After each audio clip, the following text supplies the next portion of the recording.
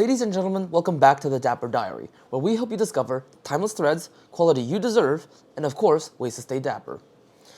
Where I live, it is cold as shit, but that's okay because I got the perfect coat to keep me warm while staying stylish. Because the cold is never an excuse to not dress well. In fact, it is the perfect time to dress up and dress nicely. And I have a lot of videos saying best value this, best that, because I like providing you people with products that have amazing value, because who doesn't? So today, let me introduce to you the best value winter coat. That is the Schott New York City Classic Navy Peacoat. Stay tuned.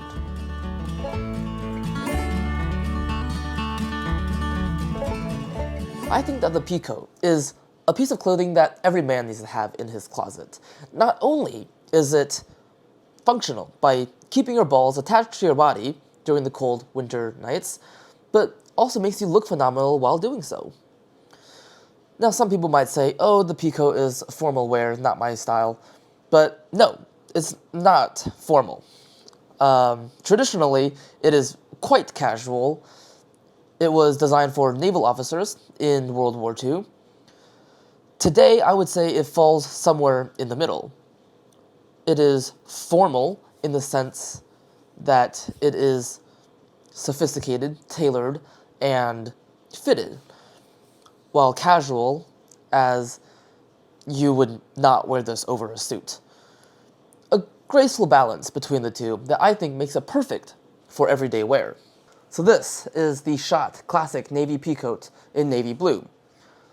Designed for naval officers of World War II, this is made of an extremely thick and warm 32-ounce Melton wool. That's an 80-20 wool and nylon blend. Not as good as pure wool, but for the price, which we will get into later, I think it's really goddamn good.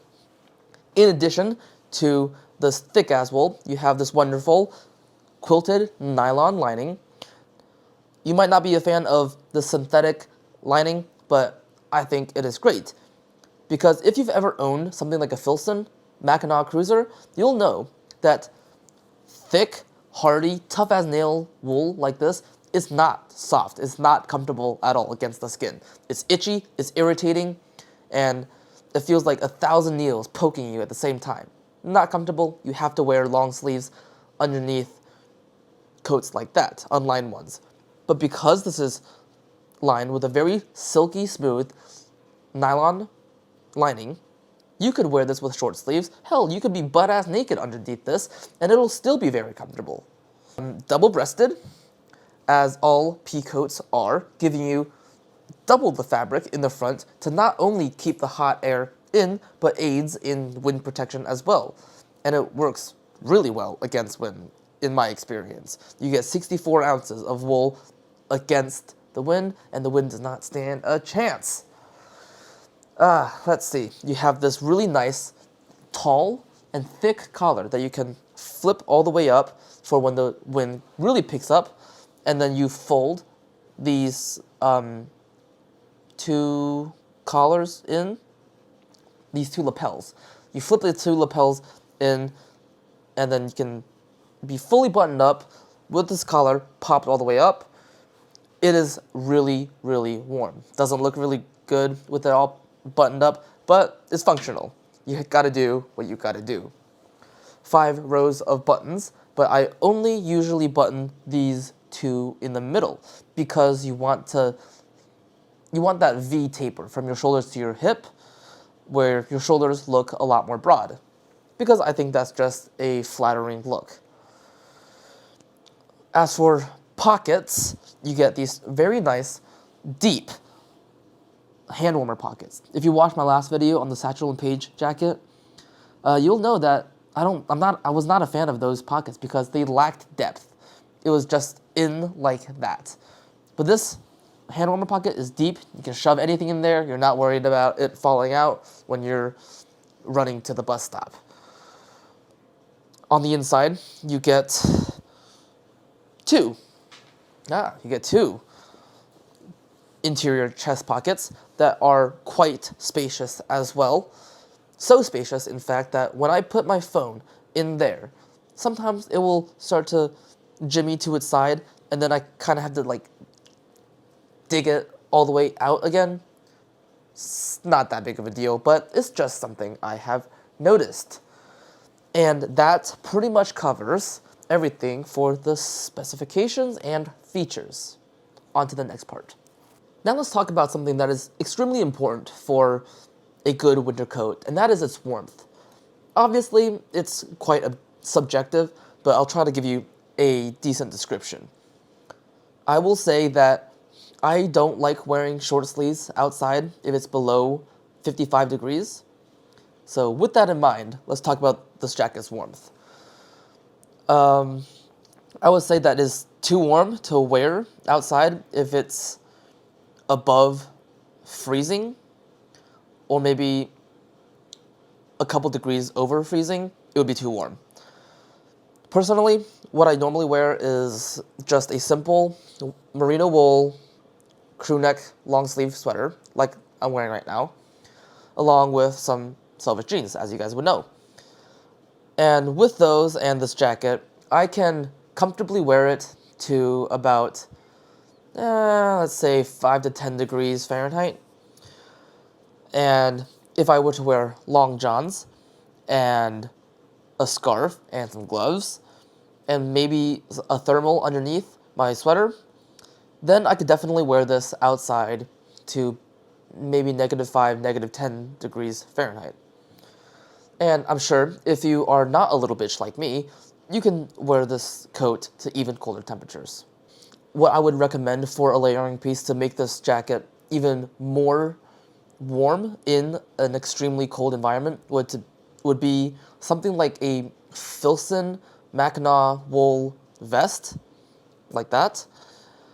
That is what I would recommend to keep your core body temperature warm while giving you some more freedom movement in your arms. That, I think, would be a really good combination if it is extremely cold outside. On to price and value. Why do I say this jacket is such a good deal? Well, it is $390 on Schott's website. Sub $400 for 32-ounce Melton wool, a nice soft quilted lining on a jacket that looks fucking amazing. Let's compare it to a Filson Mackinaw cruiser. I'm sure many of you probably have heard of it, especially if you are into this kind of clothes. The Filson Mackinaw cruiser is $495, $100 more expensive than this. Granted, their wool is better because it is 100% wool, unlike this, which is like a wool blend. But that jacket is $490 for 24 or 26 ounce wool. It is unlined, and that wool is itchy as all hell, which means you're going to have to wear long sleeves underneath. Otherwise, you're going to be screaming in pain. And in my opinion, it just doesn't look nearly as good.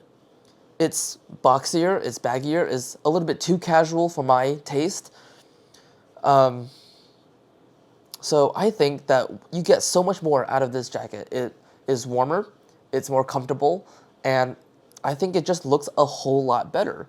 It's more sophisticated, it's more elegant, better for everyday wear. And you can keep this jacket for more than 15, 20 years, way more, assuming you don't get a massive beer belly. That's going to be your fault if you can't fit in this jacket after that.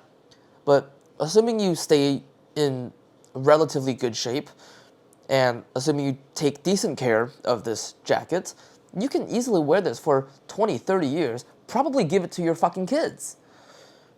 So I think that $400 for a lifetime coat is a pretty goddamn good deal. How about fit and sizing? Well, I would suggest sizing way down on this coat. I have a size 37 to 39 inch chest, depending if I'm cutting or bulking. I have a size 38 in my Schott Perfecto, which fits relatively well. This one is a size 34. So now you know what I mean. You want to size